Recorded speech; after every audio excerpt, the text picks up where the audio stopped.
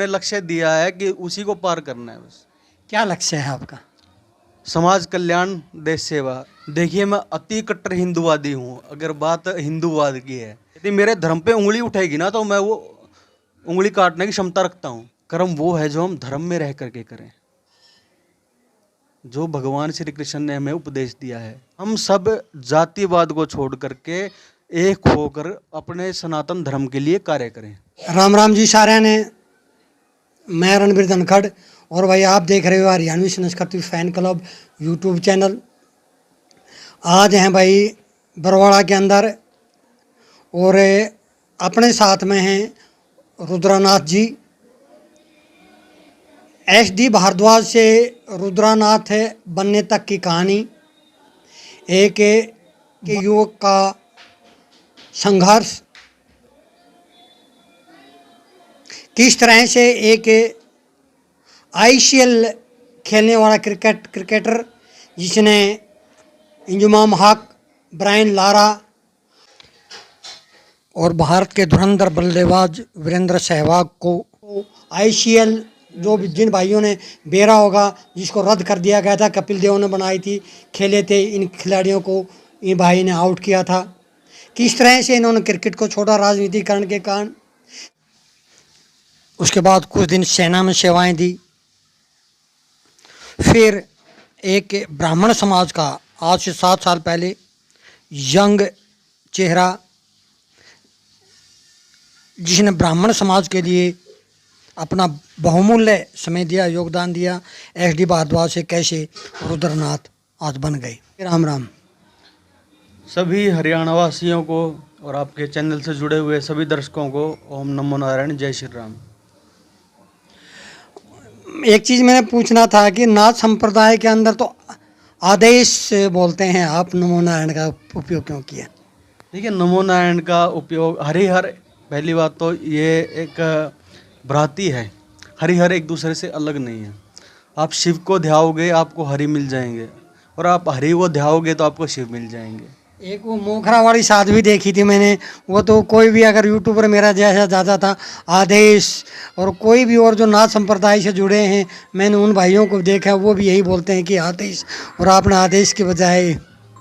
देखिए, मैं आदेश किसको बोलूँगा? या तो मेरे पंथ के हों या मेरे गुरु हों, ठीक है। आदेश मैं उनको करूँगा, या मेरी शक्तियाँ जिनको मैं मानता हूँ, आदेश मैं उनको लगाऊँगा। जो मेरे देशवासी हैं उनके लिए मैं जय श्री राम का नारा दूंगा, ओम नमो नारायण बोलूँगा, जय माता की बोलूँगा। मैंने आपके काफ़ी इंटरव्यू देखे हैं और मैंने आपके पास आने से पहले आपकी हिस्ट्री को मैंने खंगालने की कोशिश की थी। एक किस तरह से ICL का क्रिकेटर क्रिकेट को छोड़ करके सन्यासी बन गया। देखिए, सब विधिवत होता है। भगवान ईश्वर महादेव पहले से ही हमारा जो है भाग्य लिख देते हैं, किंतु कर्म हमारे हाथ में होता है। और कुछ परिस्थितियां होती हैं जो हमें मजबूरियों में ढलना पड़ता है, मजबूरियां जो हैं हमें उनमें खींच लाती हैं। तो ऐसा ही कुछ मेरे साथ भी हुआ कि मेरे को ये सब छोड़ करके, देखो वो भी देश सेवा थी। शायद आपका अंडर 19 में सिलेक्शन हो गया था BCCI के द्वारा। देखिए, वो एक दुखद कहानी है, तो मैं उस विषय में ज़्यादा नहीं बोलना चाहूँगा। मैं अपनी साधना के बारे में या जो भी मैं आज हूँ। क्या है सत्य है कि आपका अंडर 19 में सिलेक्शन हुआ था? देखिए, सब सत्य है, आपके सामने तथ्य हैं, आप देख सकते हैं, आपने सभी कुछ देखा है। और अब उन चीज़ों का मैं जिक्र नहीं करना चाहता जो चुभन हो दिल में। एक ब्राह्मण समाज का एक उबलता हुआ चेहरा, जिसको अति जाति, एक जातिवादी होता है, एक बंदा होता है अति जातिवादी, जिसके अंदर के जातिवाद के कीटाणु फूट फूट के भरे होते हैं। उसको सिर्फ एक अपनी जाति नज़र आती है, उसको समाज नज़र नहीं आता है।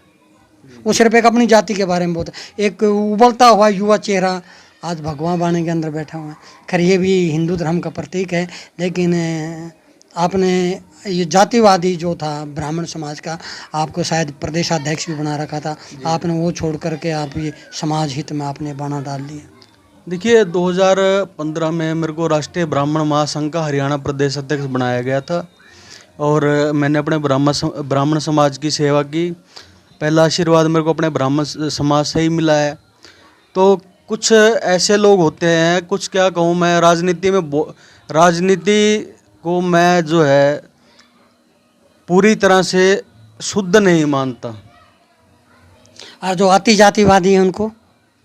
देखिए, सबकी अपनी अपनी सोच है, सबकी अपनी अपनी विचारधारा है, किंतु जब बात राष्ट्र की आए, जब धर्म की आए, हमें इकट्ठे हो जाना चाहिए। और ये सीख हमें इजराइल से ये मिली है। धर्मवाद की और राष्ट्रीयवाद में क्या राजनीति में जाने का इरादा है?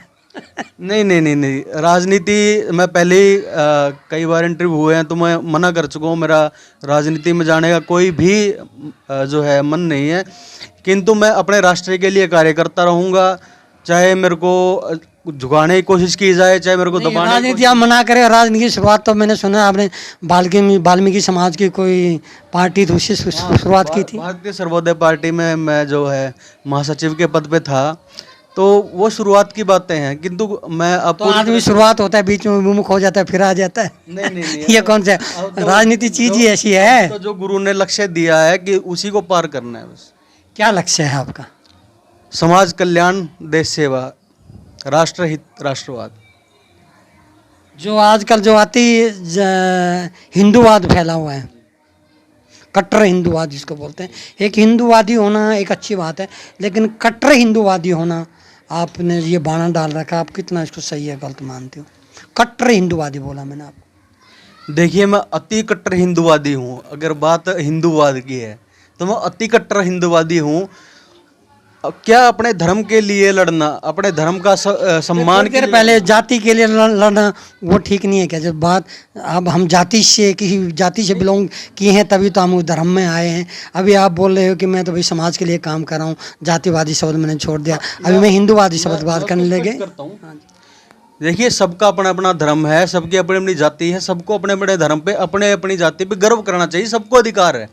किंतु इसका अर्थ ये तो नहीं है कि हम एक दूसरे की जाति या धर्म पे छींटाकशी करें। यदि मेरे धर्म पे उंगली उठेगी ना तो मैं वो उंगली काटने की क्षमता रखता हूँ। अपने धर्म की, मेरे धर्म हिंदू धर्म की यदि बात आती है तो मैं अति कट्टर हिंदूवादी हूँ। काफ़ी लोग इसी तरह ऐसे कट्टर हिंदूवाद की बात कर करके और भगवा बाणा पहन करके और राजनीति के अंदर उतर गई। क्या ये एक रास्ता है जाने का राजनीति में जाने का? अति होना।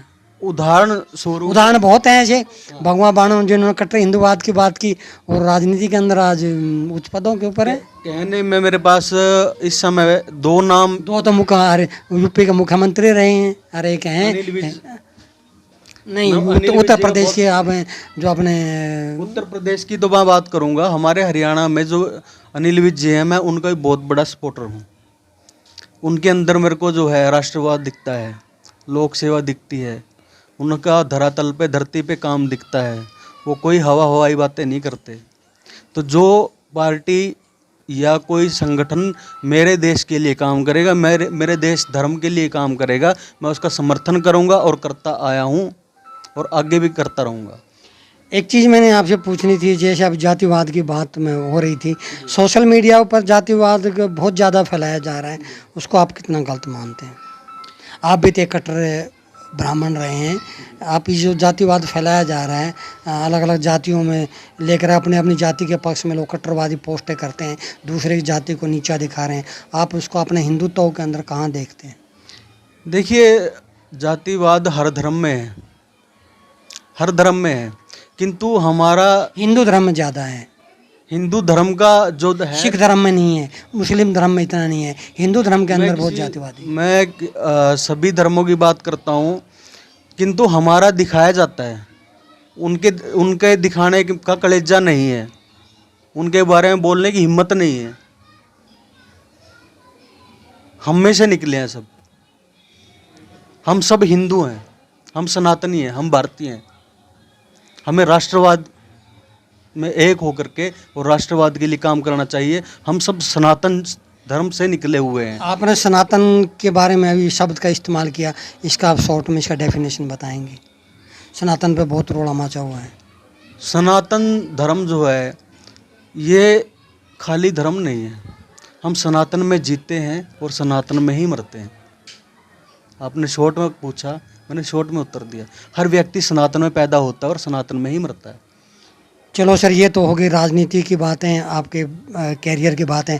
अभी आपका मुख्य उद्देश्य और आप पंथ के बारे में, आप कहाँ पे गद्दीशीन हैं और क्या क्या आपने, क्यों आप इस संप्रदाय के अंदर आए, वो चीज़ें थोड़ी विस्तार से आप हमारे दर्शकों को बता दें। देखिए, मैं क्यों आया इसके पीछे तो बहुत सारी कहानियाँ हैं। और मेरे परिवार से भी जो है ये पीढ़ी दर पीढ़ी चलता आया है। और पीढ़ी दर पीढ़ी तो मैं नहीं मानूंगा, आपकी माता जी दूसरे पंथ को मानते हैं, आप दूसरे को मानते हैं। फिर भी पीढ़ी दर पीढ़ी हो गया ना, पीढ़ी दर पीढ़ी तो चलता है। अब मेरी माता जी भगवान विष्णु को मानती है, मेरी आस्था भगवान शिव में है। क्या हम अलग अलग हो गए? हमारी आस्था तो नहीं, आप नाथ संप्रदाय से हैं ना, ये बोला मैंने। नहीं, देखो, नाथ संप्रदाय गुरु गोरखनाथ से संबंधित है। नाथ संप्रदाय केवल गुरु गोरखनाथ जी से नहीं है। नाथ संप्रदाय तो सदा से रहा है। पहले नाथ हैं भगवान शिव शंकर भोलेनाथ, उसके बाद सब नाथ हुए हैं। उसके बाद सब कुछ पहले जो है तपस्वी, पहले योगी, सबसे बड़ा परिवार भगवान शिव का है। भगवान शिव ने वो लीलाएं रच के हमें दिखाया है कि किस किस रूप में हमें आगे जाके समाज कल्याण करना है। माँ भगवती ने हमें बताया है। माँ भगवती से बड़ी कोई भैरवी नहीं और भगवान शिव से बड़ा कोई भैरव नहीं। एक तीखा सा सवाल, आपकी माता जी हैं, वो भगवान विष्णु की पूजा करती हैं, आप शिव की पूजा करते हैं, आपके फिर ब्रह्मा की पूजा कौन करता है आपके परिवार में? देखिए, हम तो तीन तो देवता वहीं में अगर माना जाए तो सवाल तीखा जरूर है। नहीं नहीं नहीं नहीं नहीं, देखो, सनातन धर्म में जिन भी देवी देवताओं की पूजा होती है, हम सभी की पूजा करते हैं, सभी को मानते हैं, सबको हम हृदय में लेकर के चलते हैं। ऐसा नहीं है कि एकमात्र ब्रह्मा विष्णु महेश को ही हम मानते हैं या केवल हम उन्हीं का करते हैं। हम सभी देवी देवताओं को मानते हैं, हम माँ शक्ति को भी मानते हैं। सनातन धर्म में जिनकी पूजा होती है, सनातन धर्म में जिनकी भी आस्था जहाँ जहाँ जुड़ी हुई है, हम उन सबका सम्मान करते हैं। एक तीखा सवाल, शिव कुल या विष्णु कुल, आप इनको अलग अलग करके मत देखिए। अगर आप शिव के पीछे जाओगे तो भगवान विष्णु मिल जाएंगे, विष्णु के पीछे जाओगे तो आपको शिव मिल जाएंगे। आप माँ शक्ति की पूजा करो तो आपको भगवान शिव मिल जाएंगे। आप भगवान शिव की पूजा करो, माँ शक्ति अपने आप मिल जाएगी। एक तीखा सवाल और जी, एक पुरानी कहावत है हरियाणा के अंदर, घर का जोगी जोगना बाहर का जोगी सिद्ध। आपके लाखों अनुयायी हैं, क्या इस बरवाड़ा एरिया में भी आपके अनुयायी हैं? सत्य है। देखिए, लाखों हजारों करोड़ों अनुयायी होने से कोई फर्क नहीं पड़ता। किसी के कम है, किसी के ज़्यादा है। फर्क कहाँ पड़ता है, मैं बताता हूँ आपको। फर्क यहाँ पड़ता है कि अपने सनातन धर्म के लिए हम कर्म कितना कर पा रहे हैं। कर्म क्या है? कर्म वो है जो हम धर्म में रह करके करें, जो भगवान श्री कृष्ण ने हमें उपदेश दिया है। कर्म वो है जो हमारे धर्म में रह करके किया जाए। तो क्या होता है, कई बार कहते हैं दिए नीचे अंधेरा। हम जैसे बड़े बड़े जो हमारे विद्वान हुए हैं, बड़े बड़े हमारे जो धर्म के तो उनके साथ भी यही हुआ है। वो जहाँ उनका जन्म स्थान है, उनको वो प्रसिद्धि वहाँ नहीं मिलती, किंतु बाहर के स्थानों पे उनकी प्रसिद्धि अलग से होती है। इसके पीछे के कारण बताता हूँ मैं। हम उदाहरण के तौर पे हम दो हैं, आप और मैं रोज़ाना मिलते हैं, तो हमारे लिए मुलाकात एक आम हो गई। धनखड़ एक उभरता हुआ और उभरा हुआ बहुत बड़ा चेहरा है, किंतु हम तो छोटा सा हूँ। नहीं, देखिए, हम आपके बारे आप में जैसों का प्यार आएगा तो नहीं, पूरे हरियाणा में जो है आपका मान सम्मान मिलता, हम देखते हैं, और आप इस योग्य हैं। तो यदि हम रोजाना मुलाकात करते हैं तो हम एक दूसरे, लेकिन आपकी तरह मेरे लाखों अनुयायी नहीं है, मेरे 2-4 जानने वाले हैं। नहीं, आप नहीं, एक नहीं, महान विभूति हैं, ये सत्य है। आपके लाखों अनुयायी भी हैं, आपके समर्थक भी हैं, आपके सपोर्टर भी हैं। तो क्या होता है, एक तो होता है रोजाना मुलाकात करना, और एक होता है कभी कभी मुलाकात करना। तो जिनसे हम कभी कभी मिलते हैं, उनका थोड़ा दिल में ज़्यादा जो है प्रेम बस जाता है, और जिनसे हम रोजाना मिलते हैं उनके लिए थोड़े से हम आम हो जाते हैं। तो आखिरी प्रश्न, आपका लक्ष्य क्या है और आपके पास उपलब्धियां क्या क्या हैं? देखिए, उपलब्धियां तो माँ भगवती भगवान शिव की कृपा से शायद ही कोई उपलब्धियां मतलब जो नाथ संप्रदाय है उसके अंदर जो उपलब्धियां महामंडेश्वर पता नहीं क्या क्या मिलती हैं, मेरे को तो मालूम नहीं, वो क्या क्या आपके पास में उपलब्धियां हैं और आपका लक्ष्य क्या है? महाकाल भैरव अखाड़ा से फिलहाल जो है मैं श्री श्री 1008 महामंडलेश्वर हूँ। और कहने को जो पदवियाँ मिली है बहुत सारी हैं, मैं उनको नहीं, मेरे में इतनी क्षमता कि मैं बता पाऊँ, किंतु माँ भगवती की कृपा से मेरा एकमात्र लक्ष्य है सनातन धर्म का प्रचार प्रसार और विस्तार।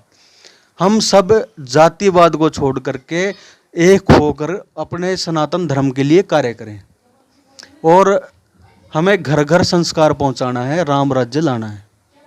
ये मेरा लक्ष्य है, इसको लेकर मैं चल रहा हूँ। धन्यवाद जी। ये थे एक इंटरनेशनल क्रिकेटर, आर्मी में भी भाई सेवा दी है, और एक यूथ ब्राह्मण के एक उबलता हुआ चेहरा SD भारद्वाज, जो कि अभी रुद्रनाथ के नाम से जाना जाता है। एक छोटी सी मुलाकात। वीडियो अच्छी लगी तो शेयर करना, चैनल को सब्सक्राइब करना। जय राम जी की।